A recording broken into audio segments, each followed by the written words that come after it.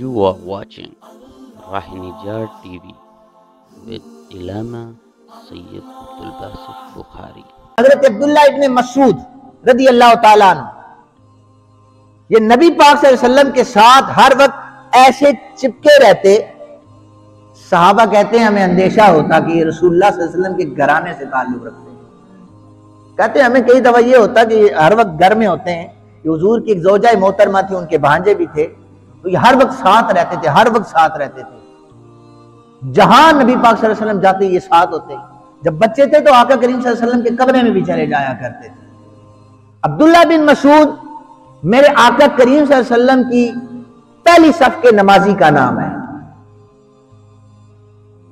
और जनाबे अब्दुल्ला बिन मसूद रज़ी अल्लाह ताला अन्हु जिस मसनद पर बैठकर अहादीस रसूल पढ़ाया करते थे, आपके बेशुमार शागिर्द हैं, लेकिन आपके मशहूर और मारूफ शागिर्दों में से एक नाम एक और साहबी रसूल का है, वो हजरत अलकमा रज़ी अल्लाह ताला अन्हु का है। मैंने पहले अर्ज किया, जरा तवज्जो दीजिएगा, मैं आपको मकाम इमाम आजम समझाना चाहता हूं। बेशुमार शागिर्द तैयार किए, अलकमा का नाम रज़ी अल्लाह ताला अन्हु का सर फहरिस्त था।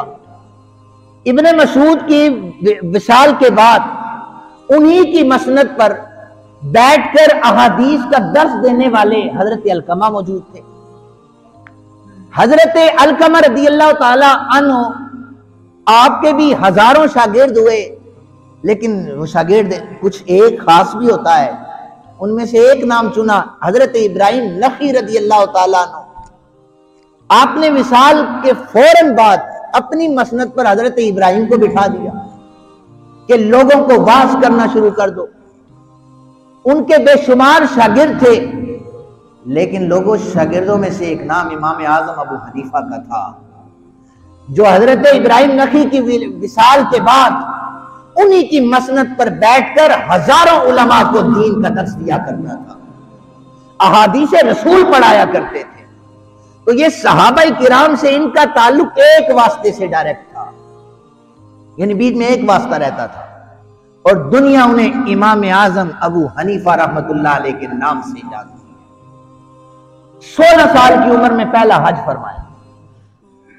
हाकिम वक्त ने जेल में इन्हें बंद किया हुआ था, तो जब हज का मौसम आया उन्होंने कहा कि हमें पता है हम गलत है, इमाम आजम गलत नहीं है, लेकिन हमारी मजबूरी है, वक्त के बड़े आलिम को, वक्त के मुहद्दिस को, फकीह को हमने जेल की सलाखों के पीछे रखा है। हज का मौसम आया है, अबू हनीफा को ले जाओ, जाके हज करवा के वापस लाओ। मुहद्दिसीन की बड़ी तादाद में इमाम आजम अबू हनीफा का नाम वाज़े तौर पर मौजूद है कि आपने सबसे ज्यादा हज किए, जिनकी तादाद 55 है। हज्जों की तादाद कितनी है? 55 हज किए। अब अजमेरी मस्जिद में बैठने वालों, दाता साहब से निस्बत रखने वालों, अब मैं आपको दाता साहब का ये लंगर देता चलूं कि आपने कशफुल माजूब शरीफ में लिखा है 1000 साल पहले दाता साहब ने लिखा है। अब ये सनद भी तो देनी है इमाम आजम अबू हनीफा रहमतुल्लाह अलैह को, एक सैयदजादे की सनद है, रसूलुल्लाह सल्लल्लाहु अलैहि वसल्लम के खून की सनद दे रहा हूं। कशफुल माजूब में 1000 साल पहले दाता साहब लिखते हैं कि मैं हजरत सैयदना बिलाल हबशी रज़ी अल्लाह ताला अन्हु की कब्र मुबारक पे गया, तो मैंने वहां पर जाकर सलाम किया। सलाम करने के बाद वहां पर मेरी आंख लग गई, मैं कब्र के साथ सो गया। बस मेरा हजरत बिलाल की कब्र पर सोना था कि ख्वाब में सही आका करीम सल्लल्लाहु अलैहि वसल्लम की ज़ियारत हो गई। कब्र हजरत बिलाल की थी, हाज़री हजरत बिलाल की तरफ हो रही थी, और दीदार सरकारे दो आलम सल्लल्लाहु अलैहि वसल्लम का हो रहा था। भाई गुलामों से जुड़ेंगे तो गुलामों के आका खुद आकर दीदार भी करवाएंगे। तो पता ये चला कि 1000 साल पहले भी, अब तो 1100 साल से ज्यादा अरसा गुजर चुका है, तब भी जाकर सहाबा के मिज़ारात पर अल्लाह के वली हाजिरी दिया करते थे। ये आजकल के दौर की रिवायत और रस्म नहीं चली, ये 1000 साल पुरानी भी ऐसे ही थी कि लोग जाके कब्रों से, सहाबाई किराम की कब्रों से और रसूल पाक सल्लल्लाहु अलैहि वसल्लम की कब्र पर जाके सवाल करते, उन्हें आका करीम सल्लल्लाहु अलैहि वसल्लम तसर्रुफ फरमाकर वो अता फरमाया करते। वो टॉपिक अलग है, वो भी इंशाल्लाह मैं कभी बयान करूंगा। दाता साहब फरमाते हैं ख्वाब, इधर मेरी आंख लगी, उधर मेरी आंख रोज़ा रसूल के मकी के साथ जुड़ गई। मैंने देखा आका करीम सल्लल्लाहु अलैहि वसल्लम तशरीफ ला रहे हैं।